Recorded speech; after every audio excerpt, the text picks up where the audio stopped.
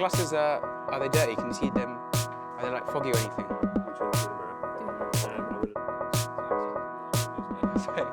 You are editing this, right? Let me just rub my eyes. There you go. Okay. Okay. Cool. All right.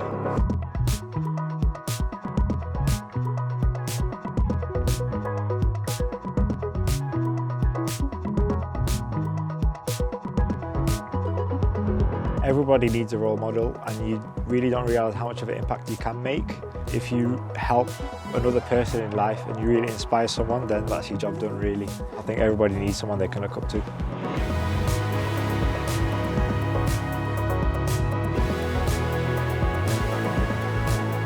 Just being able to be that person someone can look up to. I want to be that person that helps them step into it and do it themselves. There's no restraints when it comes to like race, gender, sexuality, nothing like that. Like everything, like people can do whatever they want. It's not really striving for perfection, but it's like striving for that progress. And then once you start to feel comfortable with yourself and confident, then you're able to like pass it on to other people as well. We've been doing a course more on leadership skills and role models. We've been doing Tricked, and there we've been gathering like leadership qualities and skills and training to actually understand what it is to be a leader, especially from being from a BAME background, because obviously I think we're really underrepresented. It's a project to connect young people, predominantly young people with nature, but also it's about creating a more diverse workforce for the green recovery so that more people can get involved in the outdoors and more people can have inspirational role models. We're working in partnership with 2 community partners in Coventry and in Sheffield, and those community partners have selected a group of young people who are aspiring young leaders, and they've done some work with them in the community around leadership, around being a role model. The programme takes place over 12 months, and so they come to us at Outward Bound for a 5-day residential, which is all about developing leadership skills. And then following that, we're working back in the community with mentors and with partners, continuing to develop that leadership. And then we progress on to some work experience weeks. The selection was those who want the opportunity to learn, want the opportunity to get a qualification and get some experience and do something that's fun and fulfilling and that could be used for making friends, being in a setting that you're not uncomfortable in but you're embracing something that's new, being able to represent yourself, learning more about yourself and your individuality, and breaking the mould of who they are. The representation's not there. I think this is a brilliant way to start it. If they don't see it, how can they access it? Young people need to see people who look like them. You can't expect young people to join careers or to pick up different types of hobbies or sports or anything like that if they don't see people who look like them or who they can relate to. If there is a minority and people aren't partaking in it, then we do need to get people out there, and Pri was an inspiration almost, and she's someone like a figurehead that you can look up to. That's why we need role models. I think representation is super important. I want to show that no matter what colour skin you have, no matter where you're from, no matter what your start line is or was, that you are capable of anything. People say the outdoors is for everyone, and it is for everyone, but the thing is, if you don't see people that, look anything like you, if you come from a community where it's not normal to do these things, then it's a scary place to go, For us, it's taking that step forward first because we don't really have anyone to look up to in that environment. You're more likely to do those activities if you've seen people like you doing them. I would say I'm one of the few in my community that do it. Not a lot of ethnic people do these outdoor activities because they're not really around it, or they don't have the chance to do it. They don't have the opportunity to go out and just go climbing and all this stuff. I see a lot of, in my community, go walks in the Peak District. That's one thing. I'd say it's the lack of knowledge that the opportunity is there. So yeah, maybe if we could advocate that, there'll be a lot more ethnic people in this sector. I wouldn't experience this if it wasn't for this course. It's not something that I've done before and I wouldn't do, and now I've been able to do it, and now I've got something in my skill set that I wouldn't have had without this. As time has gone on, people see us doing this, and if it's just like one black person or one Asian or someone from another minority group, then they start to feel like, oh, this is something we should be doing, you know? I think as a UK, we're very diverse. We've got lots of black, ethnic and Asian people. I don't think the word BAME is really needed. I think this, automatically, as soon as you hear BAME, you hear minority, you know. So I don't think using the word BAME is, I think, correct, because there's not just BAME who are underrepresented, there are other groups as well.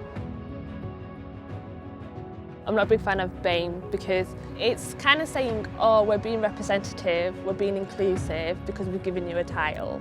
But you've given me a title that I didn't ask for. You're giving me a title that doesn't say who I am. Everyone's got their own identity, every community's got their own identity. I feel like it creates a them and an us kind of environment where it's them and us. So if you're either BAME or you're not BAME. And then it's like, what makes you BAME? I think it's a very lazy way of saying, oh, here's your label, off you go guys. You're missing it because you're missing the person's identity, you're missing the person's background, you're missing who the person is by just assuming something. It shouldn't have to be difficult, you know, it shouldn't have to be difficult to want to be doing these things that are slightly different, to, you know, want to be outdoors. Yet it is, you know, and that's the reality that, you know, it is still difficult, and I think that's what a lot of people don't quite understand. It is about representation because now they've gone out and they've experienced it. They're able to be like, okay, we know how simple it is and how easy it is kind of to access the outdoors, and then that gets the ball rolling. They get to talk to their families, and then they can get to go on family trips to the outdoors and experience it all together. I've had mums come up to me now and said, I'm loving what my daughter's doing, I'm loving what my son's doing, I can't wait. We're going to go out together, we're going to experience it together. They're teaching their parents. I think they just saw it as such a big task to do outdoor stuff, but whereas the young people who are on the leader course have showed them how simple and easy it has been and can be. So then they're able to do that, and then hopefully it'll have the domino effect where the parents can tell their friends and be like, oh, let's go out together. I think it's like a cycle that just keeps going, whereas this opportunity is like breaking the cycle. So I've got the experience, I've liked the experience I could take my children.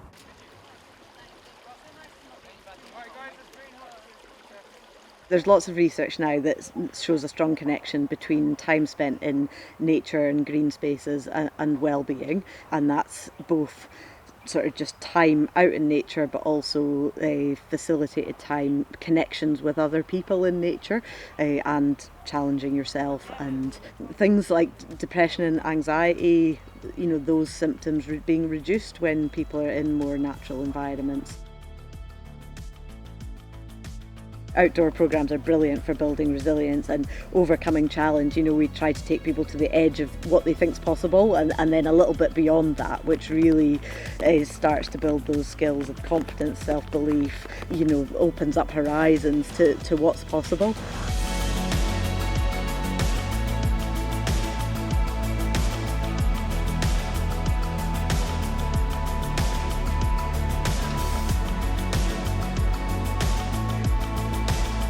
For being able to push yourself way past whatever you thought you could do, that kind of sticks with you, and then you can implement that to different things. Yeah, you can just apply it to anything. Like, even in the future, if I choose my career to be a teacher, I could apply those skills for that job, or I can apply it for something else. I've gained skills for life, basically. Doing these sort of things have actually, you know, given me more in real life than just outdoors. So I think that's something I'll always, you know, value. Calculating what's right and when to do it, and when's the right time to do that right thing, and looking out for others. There's a lot of soft skills that can be applied to any job, really. I learned a lot, yeah. I learned a lot. So I just want to say thank you, and I hope I can give that as well to someone else in the future. I just want to thank everyone for really getting me out there and getting me out of my comfort zone, and it's really an experience that I probably couldn't have been able to do without the organisation. So just thank you to everyone.